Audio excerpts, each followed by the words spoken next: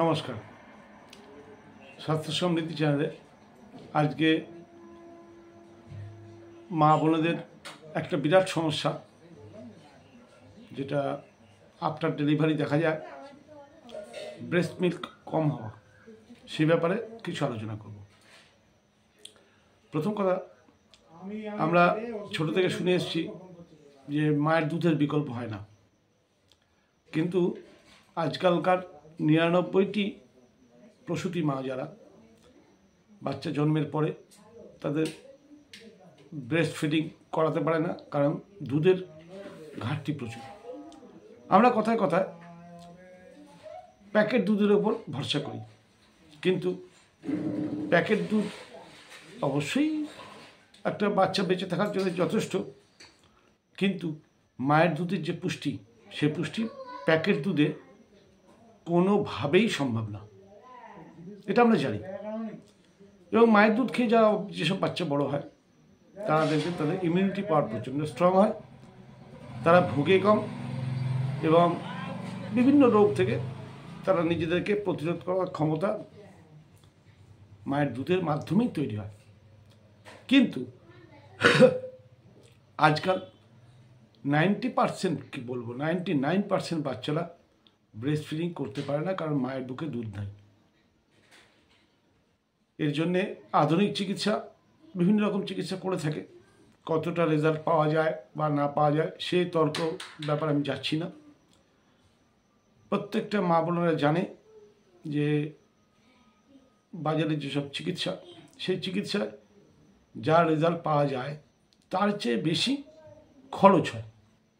অর্থাৎ মানসিক একটা শান্তি হয় যে আমি চিকিৎসা করছি, মাসে মাসে পয়সা যায়, কিন্তু রেজাল্ট সেভাবে পাওয়া যায় না। কিন্তু আমরা যদি ঘরোয়া কিছু মশলা দিয়ে তার চেয়ে ভালো রেজাল্ট পাই, পরীক্ষিত, আমি আমার পরিচিত কমপক্ষে 5 থেকে 6 জনের উপরে এই পরীক্ষা করেছি এবং মিরাকেল রেজাল্ট পেয়েছি। তারা এই ওষুধটি সেবন করার 3 থেকে 5 দিনের মধ্যে তাদের ব্রেস্টের দুধ অপর্যাপ্ত এসছে এবং বাচ্চার আর কোনো প্যাকেট খাবারের প্রয়োজন হয়নি। ইভেন 6 মাস কেন, প্রায় 1.5 থেকে 2 বছর পর্যন্ত বুকের দুধের অভাব হয়নি। ভগবান মানুষকে যেমন সৃষ্টি করে, কথায় বলে জীব দিয়েছেন যিনি, আহার যোগাবেন তিনি। আমাদের সৃষ্টির সঙ্গে সঙ্গে বাচ্চার জন্মের আগে থেকে মায়ের বুকে দুধ আসা প্রাকৃতিক নিয়ম। কিন্তু কি হয়, আজকাল সিজারিয়ান বেবি হয়, অর্থাৎ প্রকৃতির নিয়মের বিরুদ্ধে গিয়ে প্রিম্যাচিউর বেবি হয়, ফলে মায়েদের বুকের দুধ আসে না। তার কারণ এর পিছনে অনেকগুলো প্রাকৃতিক ব্যাপার কাজ করে। যেমন আমাদের যে সিস্টেম, সেই সিস্টেম অনুযায়ী যখনই তার ডেলিভারির সময় হয়, তখন আমাদের শরীরে কিছু হরমোনাল চেঞ্জ হয়, যে চেঞ্জের ফলে বুকে দুধ আসে। কিন্তু আজকাল তো প্রকৃতির বিরুদ্ধে সব কিছু, বুকে দুধ আসবে কী করে? তাহলে আমরা সব কিছুতেই প্রকৃতি নির্ভর হওয়ার চেষ্টা করি, আমাদের ক্ষতিটা কোথায়? হ্যাঁ, আমরা প্রবলেমে পড়েছি, বিপদে পড়েছি, অবশ্যই চিকিৎসকের সাহায্য নেব, চিকিৎসা করানোর দরকার আছে। কিন্তু চিকিৎসার সঙ্গে সঙ্গে যদি আমরা কিছু ঘরোয়া ওষুধ প্রয়োগ করি এবং তার ফলে যদি আমরা রেজাল্ট পাই, আমাদের ক্ষতিটা কোথায়? সবার প্রথমে এটা ভাবতে হবে যে আমাদের উদ্দেশ্য কী, ওষুধ খাওয়া না, উদ্দেশ্য হচ্ছে প্রবলেম থেকে বেরিয়ে আসা। যে প্রবলেমটা আমার হচ্ছে, আমার বুকে দুধ ঠিকমতো হচ্ছে না, তাহলে সেই বুকের দুধের পর্যাপ্ত পূরণ যেন শরীর নিজে নিজেই করে। এটা তো প্রকৃতির নিয়ম। আজ থেকে 200 বছর পিছনে গেলে কোটো দুধ তো ছিল না, তখন কি বাচ্চা মানুষ হয়নি? তখন যদি বাচ্চা মানুষ না হতো, আজকে আমরা থাকতাম, আমাদের অস্তিত্ব থাকতো? প্রথমে এটা ভাবুন। আর আপনি যা চিকিৎসা করছেন করুন না, সঙ্গে আমি রান্নাঘরের কিছু মশলার টিপস দিচ্ছি, যেগুলো খুব সহজ, আপনি প্রত্যেকটাকে চেনেন, কোনোটা অচেনা নয়। এবং কোনো খাবারটা খাওয়া যে আপনার পক্ষে খুব ভয়জনক, খেলে কি হবে, না, আপনি এগুলো রোজ খান, কিন্তু একটা নির্দিষ্ট মাত্রায় যদি একটা সংমিশ্রণ বানিয়ে এটাকে খাওয়া যায়, তাহলে ক্ষতিটা কি আছে?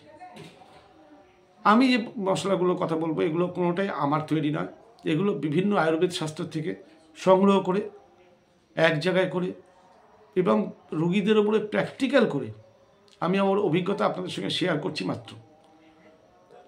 প্রথম কথা বলবো যে আমি যে ওষুধগুলোর কথা বলবো প্রত্যেকটা আপনার রান্নাঘরের মশলা, এবং এতে কোনো সাইড এফেক্ট হওয়ার চান্স নেই, সেটা আপনিও বুঝবেন যখন এই মশলাগুলোর নাম বলবো। তাহলে যখন ক্ষতি কিছু নেই, তাহলে একবার করে দেখতে তো দোষ নেই। আপনার বাচ্চা হৃষ্টপুষ্ট হবে এবং আপনার মাসে মাসে যে প্যাকেট দুধের পিছনে খরচা সেটা কমবে, অর্থাৎ স্বাস্থ্য তো ভালো হবেই, সমৃদ্ধিও রক্ষা হবে। আমার চ্যানেলের উদ্দেশ্যই তো তাই, স্বাস্থ্যর মাধ্যম দিয়ে সমৃদ্ধি নাশকে আটকানো, অর্থাৎ সমৃদ্ধি রক্ষা করা। আমি তো সেটাই আপনাদের বোঝাতে চাইছি। অতএব আসছি ওষুধটার সম্বন্ধে আপনাদের বিস্তারিত জানানোর জন্য। আচ্ছা, এই যে ওষুধটার কথা বলবো, এই ওষুধটা শুধু একটা রোগ না, শুধু বুকের দুধ বাড়ানো নয়, অনেক কিছু রোগের বড় কাজ করে, প্রাকৃতিক ওষুধ। আচ্ছা, খাতা পেন নিন, লিখে রাখুন। রসুই চিকিৎসার এটা একটা মজার পার্ট। পরীক্ষা করে রেজাল্ট পেলে বলবেন, রেজাল্ট না পেলেও বলবেন। আমি জানি 100% রেজাল্ট পাবেন। প্রথম কথা, যাদের পিত্ত শান্ত নেই, পিত্ত গরম হয়েছে বলি না আমরা, পিত্তের দোষ, বাতপিত্ত কফের মধ্যে যাদের পিত্তের দোষ, অর্থাৎ হজমের গণ্ডগোল, গ্যাস, অম্বল, বুক জ্বালা, শরীরে কোথাও জ্বালা হচ্ছে, শরীরে সবসময় ইচিং, র্যাশ, চুলকানি, এরম ধরনের যে সমস্যা, এগুলো হয় পিত্ত গরমের জন্য। যা পিত্ত গরম যাদের, তাদের উপরে এই ওষুধটি কাজ করবে। যাদের পুরনো জ্বর হয়, বহুদিনের পুরনো জ্বর, কিন্তু জ্বর ছাড়ছে না, আপনারা যা চিকিৎসা করছেন করুন, কিন্তু আপনি তো দেখছেন পুরনো জ্বর ছাড়ছে না, তাহলে তাকেও এই ওষুধটা চালু করুন, দেখুন জ্বর ছেড়ে যাবে। জ্বর ছেড়ে যাবে। আপনার উদ্দেশ্য তো সুস্থ থাকা। আপনার আগের ওষুধে করলো না এই ওষুধে করলো দেখার দরকার নেই, কিন্তু এই ওষুধটা যেহেতু নিরাপদ ওষুধ, আপনার রান্নাঘরের মশলা দিয়ে তৈরি, আপনি নিজে বানাচ্ছেন, এর জন্য কাউকে পয়সা দিতে হচ্ছে না, অর্থাৎ আপনি খেয়ে দেখুন। তৃতীয়ত হচ্ছে, যে কোনো ব্যথা, শরীরে জয়েন্ট পেন, মাসল পেন, এই ধরনের যে পেন হয় শরীরে, যে কোনো ব্যথা কমাতে এই ওষুধটা মিরাকেল কাজ করে। খেয়ে দেখুন, এটা খাবার হিসেবে খান। যে কোনো হাড়ের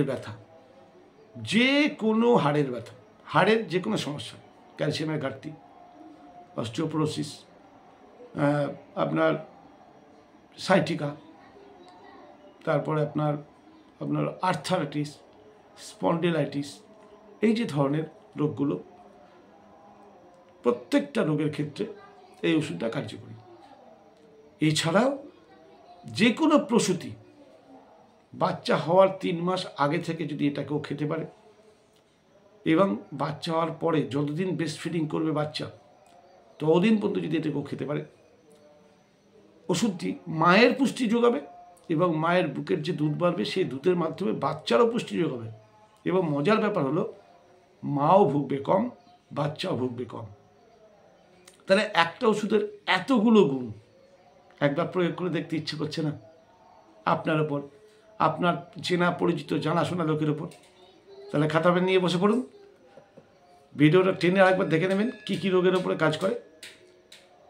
আসছি কি কি লাগবে। সবার প্রথম বলি হলুদ। হলুদ অবশ্যই কিন্তু এ গ্রেড কোয়ালিটির হলুদ নেবেন। ওই বাজারে যে প্যাকেটবন্দি হলুদ পাওয়া যায়, ওতে রং থাকে, প্রিজারভেটিভ থাকে, ওই হলুদ নয়। প্লেন গিঁট হলুদ আটা চাকিতে ভাঙাবেন, অথবা কিছু রেপুটেড কোম্পানির হলুদ পাওয়া যায় যাতে রং এবং প্রিজারভেটিভ নেই, এইরকম ধরনের কোনো হলুদ। আমি কোনো কোম্পানিকে প্রমোট করলাম না এখানে। আপনি এইরকম ধরনের হলুদ নেবেন 1%, 1%। ভালো করে মাথায় রাখবেন, 1% হচ্ছে হলুদ। শোঁঠ, আদার গুঁড়ো, শুকনো আদার গুঁড়ো, অবশ্যই হয় নিজে ঘরে আদা শুকিয়ে বানিয়ে নেবেন, অথবা খুব ভালো কোম্পানির আদা গুঁড়ো কিনবেন। ওষুধের রেজাল্ট পেতে গেলে সবার প্রথম প্রাকৃতিক ওষুধ বেশি পূর্ণ হলে চলে না, এবং সঠিক জিনিসটা হওয়ার দরকার পড়লে ডেসক্রিপশন বক্সে আমার ফোন নাম্বার আছে, দরকার পড়লে আমাকে যোগাযোগ করবে। আমি আপনাকে বলে দেবো কোন কোন কোম্পানির কিছু কিছু মাল অনলাইনে পাওয়া যায়, হ্যাঁ রেপুটেড, আমি যেগুলো ব্যবহার করে ফল পেয়েছি সেইগুলো আমি আপনাকে বলতে পারি মাত্র। তাহলে 1% হলুদ, 1% আদার গুঁড়ো যাকে আমরা সোঁট বলি, অর্থাৎ 1% সোঁট, মেথির গুঁড়ো 3%, ভালো করে বুঝে নেবেন। মেথি গুঁড়ো ডাস্ট একদম পাউডার 3%, আপনি ঘরেও বানাতে পারেন, সেটা আপনার চয়েস, বা রেপুটেড কোম্পানির জেনুইন মাল কালেকশন করতে পারেন। গুঁড়োগুলো যত মিহি হবে তত আপনার ওষুধটা টেস্টি হবে খেতে, অর্থাৎ খেতে ভালো লাগবে। আর গুঁড়োগুলো যদি ভালো না হয় ওষুধটা খেতে ভালো লাগবে না এবং সঠিক কাজও পাবে না, অর্থাৎ ওষুধটা বানানোর ক্ষেত্রে একটা বিরাট ভূমিকা কাজ করে। মেথি 3%, মৌরি, সিম্পল যে মৌরি আমরা খাই রান্নায়, সেই মৌরি 3%, ঠিক আছে।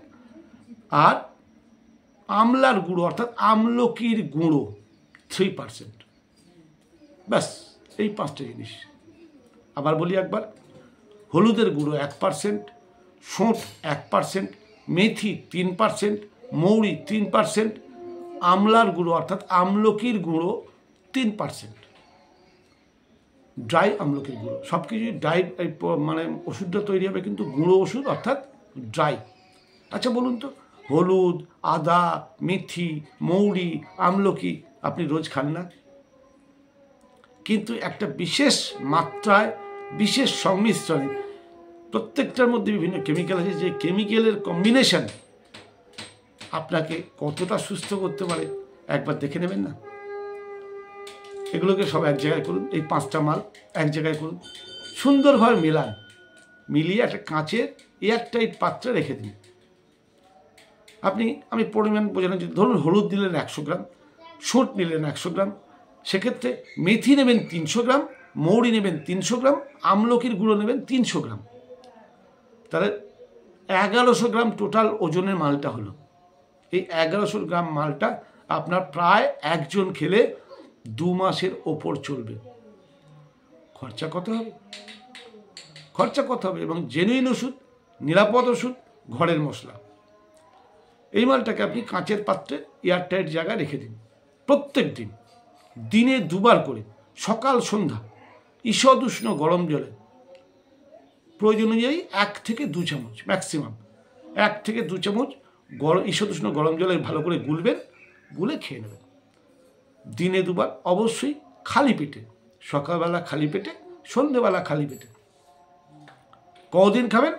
যতদিন আপনার প্রয়োজন। তবে একটা জিনিস মাথায় রাখবেন, আয়ুর্বেদের ওষুধের কতগুলো নিয়ম আছে। আয়ুর্বেদে বলা আছে কখনোই কোনো ওষুধ টানা 90 দিন তার বেশি খেতে নেই, অর্থাৎ 80-85 দিন খাবেন, 10-15 দিন গ্যাপ দেবেন, আবার 80-85 দিন খেতে পারেন, কিন্তু টানা 90 দিন কখনো কোনো আয়ুর্বেদিক ওষুধ খাবেন না। আয়ুর্বেদিক ওষুধ টানা 90 দিন খেলে ওই ওষুধটি আপনার শরীরে 90 দিনের পরে আর কাজ করবে না, হোক না সেটা ঘরোয়া মশলা। আপনি হয়তো ভাবছেন ঘরোয়া মশলা, এর আর কি ক্ষমতা? আমি আপনাদের রিকোয়েস্ট করব, এই মশলার কম্বিনেশনটা একবার বানিয়ে নিয়ে একবার খেয়ে তো দেখুন, আমি যতগুলো রোগের কথা বলেছি, পিত্তের সমস্যা, যে কোনো হাড়ের ব্যথা, যে কোনো জয়েন্ট পেন বা যে কোনো ব্যথা, পুরনো জ্বর, এছাড়া প্রসূতিদের যে কোনো সমস্যা, বাচ্চা ডেলিভারির 3 মাস আগে থেকে বাচ্চা হওয়ার পরে যতদিন বাচ্চা ব্রেস্ট ফিডিং করবে ততদিন পর্যন্ত যদি তারা খেতে পারে, তারা বহু রোগের থেকে মুক্তি পাবে, হিমোগ্লোবিন পার্সেন্টেজ বাড়বে, তার দুর্বলতা কম থাকবে, শরীরের পোষক তত্ত্ব ওই মশলা থেকেই আসবে। Miracle combination. আমার এই চ্যানেলের মাধ্যমে আমার উদ্দেশ্য হচ্ছে মানুষকে আমার জ্ঞান, আমার অভিজ্ঞতা শেয়ার করা। এই যে মশলার কম্বিনেশনটা আপনারা এর আগে কোথাও শুনেছেন কিনা আমার জানা নেই, তা আমি আপনাদের প্রত্যেককে অনুরোধ করব এই কম্বিনেশনটা একবার ঘরে নিজে বানিয়ে নিন। কোনো রকম সহযোগিতা দরকার পড়লে ডেসক্রিপশন বক্সে আমার নাম্বার আছে, যোগাযোগ করবেন, আমি সম্পূর্ণরূপে সহযোগিতা করব। একবার এই ওষুধ ব্যবহার করার পর 3 থেকে 5 দিনের মধ্যে আপনি রেজাল্ট দেখতে পাবেন। এবং ভালো লাগলে আমার চ্যানেলে ঘুরে এসে ফিডব্যাকটা দিয়ে যাবেন যে ওষুধটা খেয়ে কী লাভ হলো। আপনার বাড়িতে যদি সমস্যা না থাকে, আপনার আশেপাশে বাড়িতে যদি কারো সমস্যা থাকে, তাকে অল্প করেই বানাতে বলুন। 100 গ্রামের জায়গায় 10 গ্রাম করে নিন, দিয়ে 7 দিনের ওষুধ হবে। 7 দিন খেয়ে দেখুন। 10 গ্রাম হলুদ, 10 গ্রাম আদা, আর বাকিগুলো 30 গ্রাম করে নিন, তাহলে 110 গ্রাম হবে। 110 গ্রাম ওষুধ 7 দিন আরাম করে চলে যাবে। তাহলে 7 দিনের জন্য বানিয়ে দেখুন না, খুব বেশি পুঁজি লাগে না। আমরা আপনার রান্নাঘরেই আছে। আচ্ছা, প্রথমে দরকার নেই, প্রথমে দোকান থেকে ভালো ওষুধ কেনার দরকার নেই। আপনি রান্নাঘরে মিক্সিতে ভালো করে পাউডার বানিয়ে মিক্সিতে মিশিয়ে রাখুন। হ্যাঁ, একটু মোটা মোটা পাউডার হবে, খেতে অতটা ভালো লাগবে না, ঠিক আছে, কিন্তু একবার পরীক্ষা করে দেখবেন না। আমার এতদিনের অভিজ্ঞতা, এতদিনের প্র্যাকটিস, তা আমি এত বড় জিনিসটা বিনা পয়সায় আপনাদেরকে জ্ঞানটা, জাস্ট আমার জ্ঞান আমি সবার মধ্যে ছড়িয়ে দেওয়ার চেষ্টা করছি। আমি চাইছি যে আপনারা সবাই জানুন রান্নাঘরের মশলার কত ক্ষমতা। আপনারা এতদিন শিখে এসছেন রান্নাঘরের মশলা শুধু টেস্টের জন্য, না না না। পৃথিবীর প্রথম চিকিৎসালয় হচ্ছে আমাদের রসুইঘর। ঋষিমুনি প্রত্যেকটা মশলাকে চিকিৎসা শাস্ত্রে ব্যবহার করেছিলেন। সেই সময় রান্নাঘরকে বলা হতো একটা বড় চিকিৎসালয়, অর্থাৎ রান্নাঘর দিয়ে সব রোগ ঠিক করা যায়। আমি একের পর এক একদিন এক একটা বলছি, আপনারা খাতায় নোট করতে পারেন, এবং এগুলো আজ না হলে কাল আপনাদের কাজে আসবে, এই আশায় আমি বলে যাচ্ছি। যদি আমার বক্তব্যগুলো ভালো লেগে থাকে, যারা নতুন দেখছেন, অনুরোধ করব সাবস্ক্রাইব করুন, তাহলে এরকম ধরনের পোস্ট আপনি মিস করবেন না, আপনার কাছে নোটিফিকেশন অবশ্যই যাবে। আর ভালো লাগলে অবশ্যই লাইক শেয়ার করুন। শেয়ার করলে কি হবে, আরও 5 জন এটা পরীক্ষা করার চেষ্টা করবে। হতে পারে আপনার হয়তো এই রেমেডিটা দরকার নেই, কারোর দরকার। দেখুন না, আপনারা হয়তো ভাবেন চিকিৎসা মানে খরচ, চিকিৎসা মানে ডাক্তার কাছে যেতে হবে, না না। আপনার রান্নাঘরের যে মশলা কটা বললাম, এটা তো আপনি রোজ খান, একবার তো প্রয়োগ করে দেখুন। আজ এই পর্যন্ত থাক, আগামীকাল আবার কোনো নতুন বিষয় নিয়ে আসবো। সঙ্গে থাকুন। নমস্কার।